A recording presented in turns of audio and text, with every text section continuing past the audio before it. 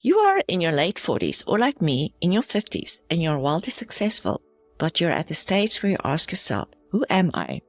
To understand who we are, we also need to look at who we are not.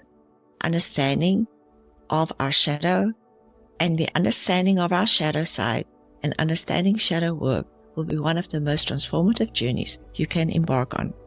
For many, this topic might feel a little mysterious or strange, but together we'll explore what shadow work is, why it's crucial to living a fuller, more authentic life, and how you can start making these changes today. Grab a cup of tea, find a cozy spot, and let's go.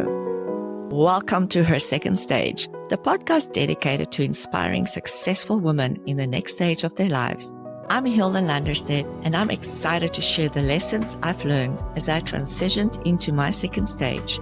Join me on this exciting journey of sisterhood and remembering who we are at our core. Remember, no matter where you've been, the best is yet to come.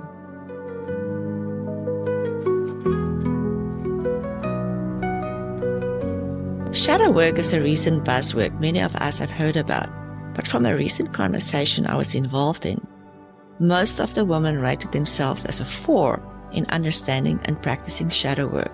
So I decided to talk about it in this episode. My mission is to create more love in the world with the objective to provide perspective and support for you into your amazing second stage of life. Through this discussion, we will discover the aspects we are, the aspects that we hide, and by bringing them to love and light, we can create more love together. What is shadow work, you may ask? Shadow work is the process of exploring the hidden parts of ourselves, the thoughts, emotions, desires, and traits we suppress or deny. These shadows are often aspects of ourselves that society, our families, or even ourselves have judged to be unacceptable or bad. Through these judgments about these parts of ourselves, throughout our lives, especially when we're growing up, we pushed these parts down into the shadow in relation to the parts we decide is good and feels good, and those are the parts we show others. We have been conditioned that some parts of us are more likable and lovable than the parts we hide, and we end up only showing parts that makes us lovable to other people. As we push this less lovable side down into the shadow, we judge it, and it gets forgotten and neglected and becomes part of our unconscious. Just because it's hidden doesn't mean it isn't there. It might still impact our lives and our behaviors without us even knowing it. The term shadow comes from Carl Jung, a Swiss psychologist who believed that our shadow is the unconscious part of our personality. But here's the kicker. The shadow isn't all bad. Yes, it can hold parts we're ashamed of, like anger or jealousy, but it also contains our hidden strengths, creativity, and passion. So if our shadow is the parts of us that are hidden, then shadow work is about bringing these parts to light, not to judge or fix them, but to accept them, integrate them, and learn from them. If we live from the place where there's nothing wrong, there's no right, there's no good or bad, there just is, then we can look at the stories around experiences, and by changing the stories, we can bring shadow aspects to light and love, heal, and integrate all parts of ourselves. This is the big process of becoming whole. Now you might ask, why would I bother digging in the messy, uncomfortable, ugly stuff?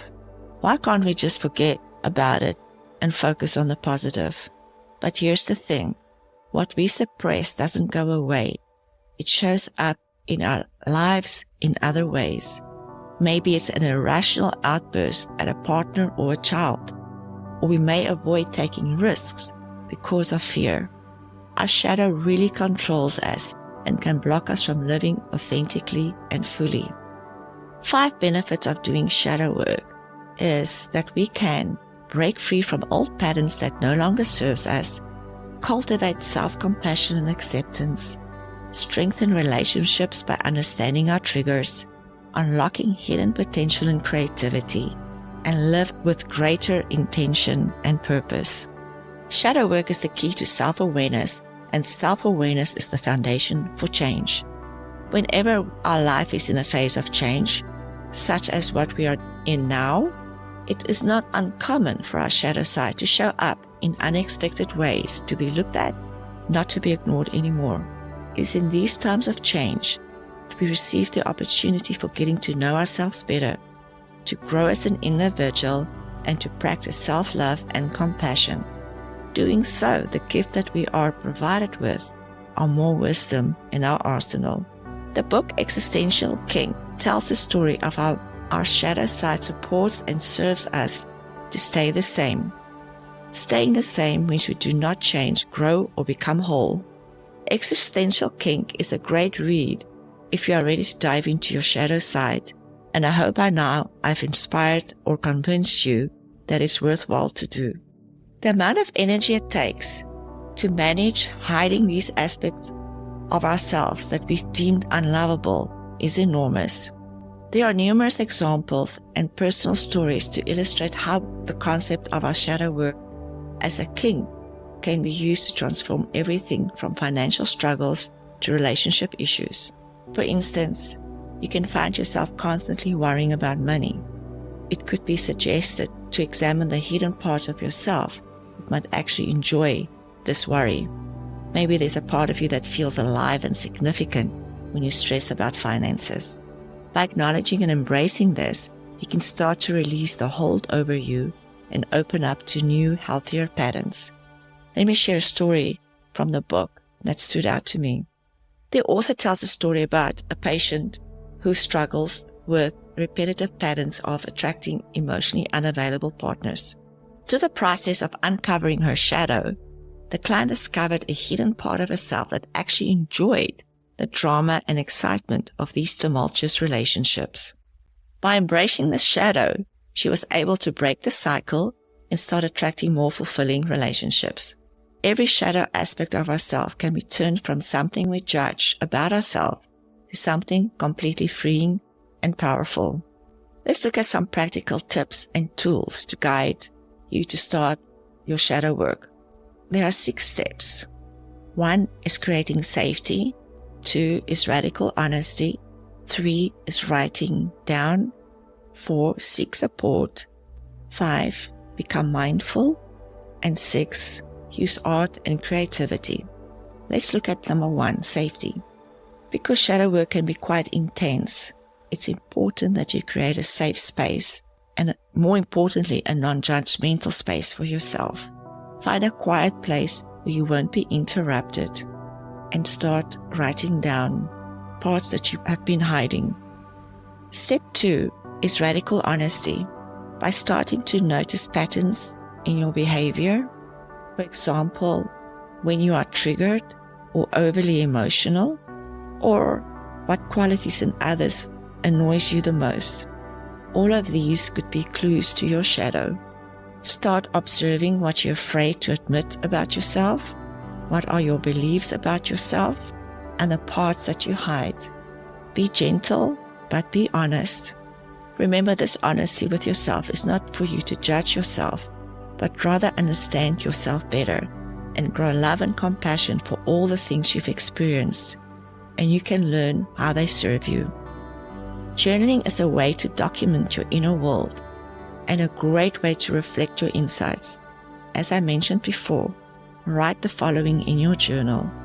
What part of myself do I hide from others, and why? What do I judge most harshly in others? Why do we look at what irritates us about others? Because most often we have blind spots to the things we don't want to look at in ourselves. But almost always, these are the things that hates and irritates in others. This is how our unconscious works to make our shadow conscious. So you might want to look at that and ask yourself, how might that reflect on me? Giving your shadow a voice, so to speak, by writing a letter to that part of yourself that you struggle with, like anger or fear, and see what it needs to say, or what it needs you to know. There's a saying, people don't see you as you are, but as they are. So the same will go. You don't see people as they are. You see them as you are. It is so freeing when we understand that others are merely mirroring us and mirroring the parts of ourselves that are desperate to be seen by us. When you drop the judgment, you can become discerning and you can learn to love. I suggest that you also seek support, because shadow work is not a solo journey. And as a matter of fact, it can be easier when you have support. A therapist, a coach, or community can help you to navigate your insights as you bravely embark on the deep dive into your shadow side of the beautiful you that you are. Whatever method of support you seek, just make sure that you feel safe and it's someone who can hold space for you without judgment. We already judge ourselves harshly enough. We don't need to put ourselves in an environment for more judgment. Safe spaces you create to practice mindfulness will help you to stay present and uncomfortable emotions arise. Try meditations focused on self-compassion or guided shadow work sessions. Imagine sitting with your shadow and having a conversation. What does it want you to know? Sometimes we need to choose moments of solitude to do this. If mindfulness or journaling and using words aren't enough, consider art forms like drawing or painting, or even movement like ecstatic dance, jumping, etc. This can help you express those parts of your shadow that words can't reach. As powerful and important as shadow work is, it's not always easy. And here's a couple of tips for navigating your shadow work journey. Pace yourself. You don't have to tackle everything at once. Shadow work is a long process and journey.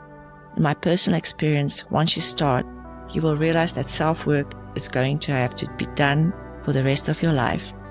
Be kind to yourself. You're uncovering vulnerable parts of yourself. Treat them and yourself with love and care. Feel everything you need to feel in order to embrace every aspect of you. Celebrate growth. Become your own best friend and cheerleader. Even small realizations are victories. Celebrate your courage and commitment to self-awareness. Do for yourself the things you would have done to a best friend doing this work. Remember, shadow work isn't about fixing yourself. You're not broken. You're already perfect.